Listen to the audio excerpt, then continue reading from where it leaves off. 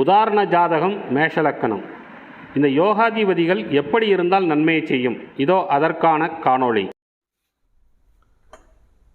அன்புக்குரிய நமது தேவகுரு ஜோதிட பாடசாலை மாணவர்களுக்கும் நமது தேவகுரு ஜோதிடம் யூடியூப் சேனல் வழியாக ஜோதிட பாடங்கள் அனைத்தையும் சிறப்பாக படித்து கொண்டிருக்கக்கூடிய துணை நேயர்களுக்கும் அன்பர்களுக்கும் முதற்கண் எனது வணக்கம். இந்த காணொளியில் நாம் என்ன பார்க்க போகிறோம்னா, ஏற்கனவே பலன் ஜாதக பலன் எப்படி பார்க்கணும் பாடம் 1 நடத்தியிருக்கோம். இது பாடம் 2. இந்த பாடம் 2ல் ஏற்கனவே நம்ம மேஷ லக்கணத்தினுடைய தொடர்ச்சியாக பார்க்க இருக்கிறோம். மேஷ லக்கணத்தின் யோகாதிபதிகள், அதாவது லக்கண சுபர், லக்கண அசுபர், பாதகாதிபதி, மாரகாதிபதி, இதை நம்ம ஏற்கனவே பார்த்துருக்கோம். இந்த பாடம் 2 என்கிற இந்த ஜாதக பலன் சொல்லக்கூடிய இந்த காணொளியில் யோகாதிபதிகள் எப்படி இருந்தால் நன்மையை செய்யும், எப்படி இருந்தால் நன்மையை செய்யாது. ஏன்னா லக்கண சுபர் அப்படிங்கிறவர் ரொம்ப முக்கியம். 1ஆம் அதிபதி லக்னாதிபதி, 5ஆம் அதிபதி பஞ்சம கோணாதிபதி, 9ஆம் அதிபதி நவகோணாதிபதி, இந்த 3 பேரும் ஒருவருடைய ஜாதகத்தில் மிக சிறப்பாக இருந்தால் அந்த ஜாதகர் எதிர்காலத்தில் மிக அற்புதமான பலனை எல்லாம் பெறுவார் தன்னுடைய தசா காலங்களில், அதனுடைய தசா காலங்களில். அப்படி இருக்கிற இந்த லக்கண சுபர் எப்படி இருந்தால் ஜாதகத்தில் எப்படி இருக்கணும் அப்படின்னா, ஆட்சி உச்சம் பெற்றிருக்கக்கூடிய லக்னாதிபதியோ 5ஆம் அதிபதியோ 9ஆம் அதிபதியோ அந்த பாவகத்தையும் சிறப்படைய வைக்கும், அந்த கிரகத்தினுடைய காரகத்துவமும் சிறப்படையும். இந்த லக்கண சுபர்கள் 1, 5, 9 இருந்து 1, 5, 9 சாரத்தில் இருந்தால் அதீத நன்மையை செய்துவிடும், அதிகமான நன்மையை செய்துவிடும். இல்லை சார், எனக்கு லக்னாதிபதி 5ஆம் இடத்துல தான் இருக்கிறார், ஆனால் 6ஆம் அதிபதியினுடைய சாரத்தை வாங்குறார் அப்படின்னா அங்கே நன்மையை செய்வதில் மைனஸ் ஆயிரும், பிரச்சனையை கொடுத்தோம். சார் 1, 5, 9 இருந்தால் நல்லது செய்யும்னு சொன்னீங்கல்ல, ஆமாம் நல்லது செய்யும். ஆனால் எந்த ஒரு கிரகமும் யோகாதிபதியாக இருந்தாலும் யாருடைய சாரத்தில் இருக்கிறாரோ அந்த சாராதிபதி நல்லவராக இருந்தால் இந்த யோகாதிபதி செய்யக்கூடிய யோகத்தை அப்படியே செய்துவிடும். இந்த யோகாதிபதி கெட்டவன் சாரத்தில் இருந்தால், அதாவது லக்கண அசுபரனுடைய சாரத்தில் இருந்தால் இந்த யோகாதிபதியாக செய்யக்கூடிய அந்த யோக பலனை இந்த அப்படக்கூடிய 3ஆம் அதிபதி 6ஆம் அதிபதி சொல்றோம் இல்லையா, இந்த லக்கண அசுபர்னு சொல்றோம் இல்லையா, இவர் செய்ய விடாமல் தடுப்பார். அதனாலதான் சாரம் வாங்கியிருக்கக்கூடிய ஒரு கிரகம் நல்லவன் சாரத்தில் இருக்கணும், ஒரு யோகாதிபதி கெட்டவன் சாரத்தில் இருக்கக்கூடாது என்று சொல்வதற்கான காரணம் இதுதான். யோகாதிபதியாகவே இருந்தாலும் யோகத்தை செய்யும் பொழுது அதை தடுத்து நிறுத்தக்கூடிய ஆற்றல் வாங்கிய லக்கண அசுபராக இருந்தால், சாரம் லக்கண அசுப கிரகத்தினுடைய சாரத்தில் இருந்தால் யோகாதிபதி நன்மையை செய்ய முடியாது. இதை நல்லா தெரிஞ்சுக்கோங்க. சரி, எப்படி இருந்தால் நல்லது செய்யும்? ஒவ்வொரு 4 பாயிண்ட் தான் வரிசைக்க சொல்றேன், நோட் பண்ணிக்கோங்க. ஒரு கிரகம் லக்கண சுபராக இருந்து 1, 5, 9 தவிர மற்ற இடங்களில் இருந்தாலும் கூட, முதல் பாயிண்ட் என்ன சொன்னேன், 1, 5, 9 இருந்து 1, 5, 9 சாரத்தில் இருந்தாலும் நல்ல இது செய்துவிடும். இது 1, 5, 9 தவிர 4, 7, 10, 3, 6, 8, 12, 2, 11 ஆகிய மற்ற இடங்களில் இருந்தாலும் கூட, நல்லா கவனிங்க இந்த வார்த்தையை, 1, 5, 9 கிரகத்தினுடைய நட்சத்திரத்தில் இருந்து விட்டால் நன்மையை செய்துவிடும். இருக்கிற இடம் கெட்ட இடமா இருந்தாலும் கூட இந்த 1, 5, 9 யோகாதிபதி லக்கண சுபர் நல்ல இடத்துல இல்லை அப்படின்னாலும் கூட நல்லவன் சாரத்தில் இருந்து விட்டால் நல்லதை செய்துவிடும். இவர் செய்ய வேண்டியதை அந்த சாராதிபதி செய்து விடுவார். உங்களுக்கு உதாரண ஜாதகம் போட்டு உங்களுக்கு சொல்றேன், உங்களுக்கு ரொம்ப ஈஸியா புரியும். அடுத்த பாயிண்ட் 1, 5, 9 6, 8, 12ஆம் இடத்தில் இருந்து, நல்லா கவனிங்க, 6, 8, 12 1, 5, 9 லக்ன சுவர் இருக்கக்கூடாது. ஆனா இப்ப இருந்து வக்கரம் பெற்று விட்டால், நல்லா கவனிக்கணும், அண்டர்லைன் பண்ணிக்கோங்க.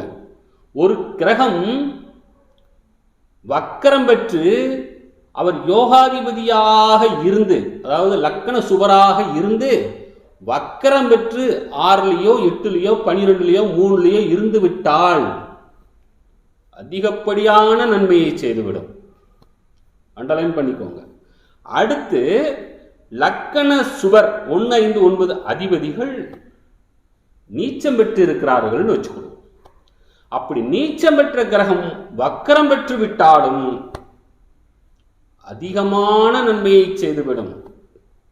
ஏன்னா நீச்சம் பெற்ற கிரகம் வக்கரமானால் நீச்ச பங்கமாகிவிடும் என்பது சாஸ்திரத்தில் சொல்லப்பட்டிருக்கக்கூடிய விதி. அடுத்ததாக லக்கண சுவர் என்று சொல்லப்படக்கூடிய 1, 5, 9 அதிபதிகள் லக்கண அசுபரினுடைய சாரத்தில் இருந்தாலோ அல்லது பாதகாதிபதி சாரத்தில் இருந்தாலோ தன்னுடைய தசா காலத்தில் நன்மையை செய்யாது. இதுதான் நன்மையை செய்யாது. யாரு? 1, 5, 9 என்று சொல்லப்படக்கூடிய யோகாதிபதியாக வரக்கூடிய லக்கண சுவர் 3, 6, 8, 12ஆம் அதிபதி சாரத்திலையும் இருக்கக்கூடாது, பாதகாதிபதி சாரத்திலையும் இருக்கக்கூடாது. லக்கண அசுபர் என்று சொல்லப்படக்கூடிய ஒரு கிரகம் எதுவோ அதனுடைய நட்சத்திர சாரத்தில் இருக்கக்கூடாது. அப்படி இருந்தால் அது நன்மையை செய்யாது என்பதை தெள்ள தெளிவாக புரிந்து கொள்ளுங்கள். மறுபடியும் வரிசைப்படுத்தி சொல்லிடுறேன். லக்கண சுவர் என்று சொல்லப்படக்கூடிய 1, 5, 9 அதிபதிகள் 1, 5, 9 என்ற இடத்தில் இருந்தாலும் 1, 5, 9 சாரத்தில் இருந்தால் அதிகமான நன்மையை செய்துவிடும். அப்படி 1, 5, 9 இடத்தில் இருக்கு சார், ஆனா 6, 8, 12ஆம் அதிபதியினுடைய சாரத்தில் இருக்கிறார் அப்படின்னா இந்த யோகாதிபதி செய்யக்கூடிய யோகத்தை அந்த லக்கண அசுபர் என்று சொல்லப்படக்கூடிய 6, 8, 12ஆம் அதிபதிகள் தடுப்பார்கள். தடுத்தது போக கொஞ்சம் கொஞ்சம் மிச்சம் கொஞ்சம் வரும், அவ்வளவுதான். அடுத்ததாக 1, 5, 9 அதிபதிகள் 6, 8, 12இல் இருந்தாலும் அந்த இடத்தில் வக்கரம் பெற்று அமர்ந்திருந்தோ அல்லது 1, 5, 9 அதிபதியினுடைய சாரத்தில் இருந்தாலோ நன்மையை செய்துவிடும். ஏன்னா இங்கே சாராதிபதி தான் முக்கியம். சரியா? சாராதிபதி ரொம்ப முக்கியம். அந்த 6ஆம் இடத்தில் 8ஆம் இடத்தில் 12ஆம் இடத்தில் ஒரு யோகாதிபதி இருக்கக்கூடாது என்கிற நிலையில் இருந்து வக்கரம் பெற்றால் அதுவும் நன்மையை செய்துவிடும் என்கிற நிலையை தெரிந்து கொள்ளுங்கள்.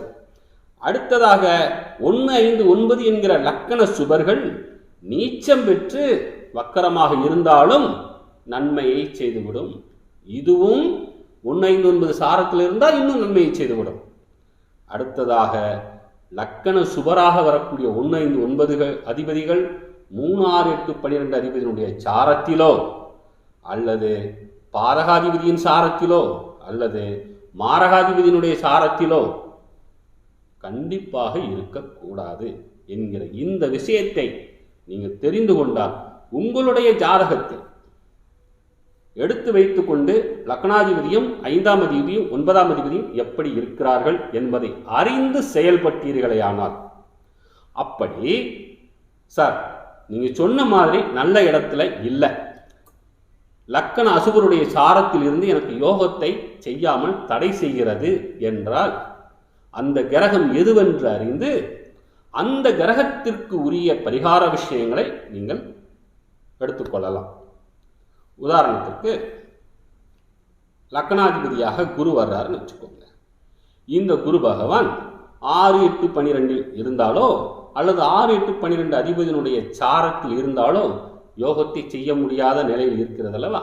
அப்போ குருவுக்கு உரிய அதிதேவதையான தட்சிணாமூர்த்தி நவகிரகத்தில் இருக்கக்கூடிய குரு பகவான் சிவபெருமான் வழிபாடு செய்து வியாழக்கிழமை தோறும் நவகிரகத்தில் இருக்கக்கூடிய குருவுக்கு அர்ச்சனை செய்து வர இந்த குரு என்கிற கிரகம் உங்களுக்கு நல்ல நிலைமையில் நன்மையை செய்யக்கூடிய விதமாக மாறிவிடும்.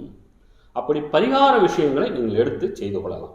இல்லை வேறு எந்த வழியிலாவது குருவை பலப்படுத்துவதற்கான நிலையையும் ஏற்படுத்தி கொள்ளலாம். ஆக்டிவேட் பண்ணுறதுக்கு எத்தனையோ வழிமுறைகள் இருக்குது. அது உங்களிடம் உங்களுடைய ஆஸ்தான ஜோதிடர்கள் தெரிந்தவர்கள் இருந்தால் அவர்களிடம் கேட்டு தெரிந்து அதை முறைப்படி அந்த கிரகத்தை பலப்படுத்தி விட்டால் அந்த கிரகம் பலமடைந்து யோகத்தை செய்ய வேண்டிய நிலைக்கு மாறிவிடும். இந்த காணொளி 2வது பாடம். 3வது பாடத்தில் லக்கண அசுபர்களாக வரக்கூடிய பாதகாதிபதியோ மாரகாதிபதியோ 3, 6, 8, 12ஆம் அதிபதியோ எப்படி இருந்தால் நன்மையை செய்யும். கெட்டவர்கள் தான், அவங்க கெடுதல் தான் பண்ணுவாங்க. ஆனாலும் கூட அவர்கள் எப்படி இருந்தால் நன்மையை செய்யும் என்கிற விதம் உங்களுக்கு சொல்லிக் கொடுக்க போறேன். அற்புதமான விஷயமாக அது இருக்கும். சப்ஸ்கிரைப் பண்ணிக்கோங்க, லைக் பண்ணிக்கோங்க, எல்லாரும் சேர்ந்து படிங்க. சரி, இப்போ உங்களுக்கு இந்த சொன்ன இந்த யோகாதிபதிகள் எப்படி இருந்தால் என்ன செய்யும் அப்படிங்கிறது உதாரண ஜாதகத்தில் போட்டிருக்கிறேன். பார்ப்போம். ஜாதகத்தை கொஞ்சம் பாருங்க. இப்போ முதல் விதிப்படி யோகாதிபதி 1, 5, 9 இருந்தால் 1, 5, 9 அதிபதியின் சாரத்தில் இருந்தால் யோகத்தை செய்யும் அப்படின்னு போட்டிருக்கோம். இந்த ஜாதகத்தில் லக்னாதிபதி 5ல் இல்லை, 5ஆம் அதிபதி 9ல் இல்லை,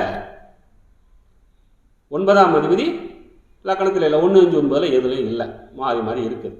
பார்த்தீங்கன்னா லக்னாதிபதி 8ல் இருக்கிறார், 5ஆம் அதிபதி 12ல் இருக்கிறார், 9ஆம் அதிபதி குரு 6ல் இருக்கிறார். எல்லாமே தலைகீழ் மாற்றமாக இருக்கிறது. நான் சொன்ன விதிப்படி இதில் வரல, அதனால் அந்த விதியை விட்டுருங்க. பெற பார்ப்போம். 1, 5, 9 தவிர மற்ற இடங்களில் இருந்தாலும், இப்போ மற்ற இடம் அப்படின்னா மேஷ லக்கணத்துக்கு லக்னாதிபதியாக செவ்வாய் 8ல் இருக்கிறார். பஞ்சம கோணாதிபத்தியம் பெற்று வரக்கூடிய சூரியன் 12ல் இருக்கிறார். நவகோணாதிபத்தியம் பெற்று வரக்கூடிய குரு 6ல் இருக்கிறார். இப்போ அப்படி எடுத்துக்கலாமா? மற்ற இடங்களில் இருந்தாலும் 1, 5, 9 சாரத்தில் இருந்தால் நல்லதை செய்துவிடும் அப்படின்னு சொல்லியிருக்கா. இப்ப பாருங்க, லக்னாதிபதி 8ல் இருந்து கேட்டை நட்சத்திரம் 2ஆம் பாதம் வாங்குறார். கேட்டை நட்சத்திரம் புதனுடைய சாரம். புதன் இந்த மேச லக்னத்துக்கு 3, 6 கூடிய மகா கெட்டவர். அப்ப அவருடைய சாரத்தில் லக்னாதிபதி இருந்தது நல்லது இல்லை. நன்மையை செய்தாலும் புதன் தடுத்துருவார், விட்டுருங்க. அடுத்து சூரியன் பஞ்சம கோணாதிபதி. இந்த பஞ்சம கோணாதிபதி லக்கணத்துக்கு 12ஆம் இடத்தில் ஏற்கனவே மறைஞ்சிட்டார். மறைஞ்சோதது மட்டும் இல்லாமல் அவர் வாங்கியிருக்கக்கூடிய சாரம் ரேவதி நட்சத்திரம் 1ஆம் பாதம். இப்ப இந்த ரேவதி நட்சத்திரம் 1ஆம் பாதம் வாங்கியிருக்கக்கூடிய சூரியன் என்ன செய்வார்? புதனுடைய சாரத்தில் இருந்ததனால் அவரும் நன்மையை செய்ய போவது இல்லை. சரி, அடுத்த யோகாதிபதி யாரு? குரு. இந்த குரு 6ல் போய் உட்கார்ந்துட்டார். 6ல் மறைந்த குரு வக்ரம் பெறுகிறார். ஏற்கனவே நான் என்ன சொல்லியிருக்கிறேன்? லக்கண சுபர் 1, 5, 9 அதிபதிகள் நீச்சம் பெற்றோ அல்லது வக்கரம் பெற்றோ இருந்தாலும், அல்லது நீச்சம் பெற்று வக்கரம் பெற்று இருந்தாலும், அல்லது 3, 6, 8, 12 மறைந்த யோகாதிபதி வக்கரம் பெற்றாலோ நன்மையை செய்யும்னு ஒரு விதி சொல்லியிருக்கேன் பாருங்க. அந்த விதிப்படி இந்த குரு 6ஆம் இடத்தில் மறைந்து வக்கரம் பெற்றதனால் நன்மையை செய்யக்கூடிய நிலையில் இருக்கிறார்னு வச்சுக்கணும். இப்போ இவர் நல்லவன் சாரத்தையும் வாங்கியிருக்கணும், அப்படின்னா தான் நல்லது செய்வார். பாருங்க, குரு கன்னியில் அமர்ந்து 6ல் வக்கரம் பெற்று அமர்ந்து உத்திர நட்சத்திரம் 4ஆம் பாதத்தில் இருக்கிறார். இப்போ உத்திரம் சூரியனுடைய நட்சத்திரம். இந்த சூரியன் மேஷ லக்னத்துக்கு பஞ்சம கோணாதிபதி 5ஆம் பாவக அதிபதி. அப்போ 1, 5, 9 அதிபதியின் சாரத்தில் இருக்கக்கூடிய ஒரு கிரகம் நன்மையை செய்யும்னு சொல்லியிருக்கோமா? அப்படி 5ஆம் அதிபதியினுடைய சாரத்தில் அமர்ந்திருக்கக்கூடிய குரு இப்ப நல்லதுதானே பண்ணுவார். சார் 6ல் மறைஞ்சிட்டார்ல சார், நல்லது செய்வாரா? 6ல் மறையக்கூடாது, ஆனால் வக்கரம் பெற்று மறையலாம் சொல்லியிருக்கோமா? அப்போ வக்கரம் பெற்று 6ல் மறைந்த இந்த குரு 5ஆம் அதிபதியினுடைய சாரத்திலும் இருப்பதனால் குரு இந்த ஜாதகருக்கு தன்னுடைய தசா காலங்களில் அற்புதமான யோகத்தை செய்து விடுவார். அதனால குரு தசை இவருக்கு வரணும், வந்தால் நல்ல யோகத்தை செய்துவிடும். இப்போ புரியுதா? லக்னாதிபதியாக வரக்கூடிய செவ்வாய் கூட ஆட்சி பெற்றிருக்கிறார் விருச்சிகத்தில், ஆனாலும் அந்த தசா காலத்தில் நன்மையை செய்யாது. செவ்வாய் திசை நல்லது செய்யாது. அவர் செய்யறதுக்கு தயார், ஆனால் புதன் 3ஆம் கூட செய்ய விட மாட்டார். சூரியன் ஆல்ரெடி 12ல் மறைகிற ரேவதி 1ஆம் பாதம் வாங்கி அவர் அமர்ந்திருக்கிறதுனால அவரும் நல்லதை செய்ய போறது இல்லை. சூரியன் ரேவதி நட்சத்திரம் 1ஆம் பாதம் 3, 6 ஆதிபத்தியம் பெற்றிருக்கக்கூடிய புதனுடைய சாரத்தில் அவர் இருப்பதனால் அவரும் நல்லதை செய்ய போவது இல்லை. ஆக செவ்வாயும் சூரியனும் புதனின் சாரத்தில் இருப்பதனால் நல்லதை செய்யாது. குரு மட்டும் 6ல் மறைந்து வக்கரம் பெற்றதனாலும் சூரியனுடைய சாரத்தில் இருந்ததனாலும், ஏன்னா 5ஆம் பாவக அதிபதியினுடைய சாரத்தில் இருந்ததனாலும் இந்த குரு மட்டுமே இந்த ஜாதகருக்கு நன்மையை செய்யக்கூடியவர். அப்படிப்பட்ட குரு தசா காலங்களில் இவருக்கு அமோகமான யோகத்தை செய்யும் என்பதை தெரிவித்துக் கொண்டு 3வது பாடம் விரைவில் வரும். நன்றி, வணக்கம்.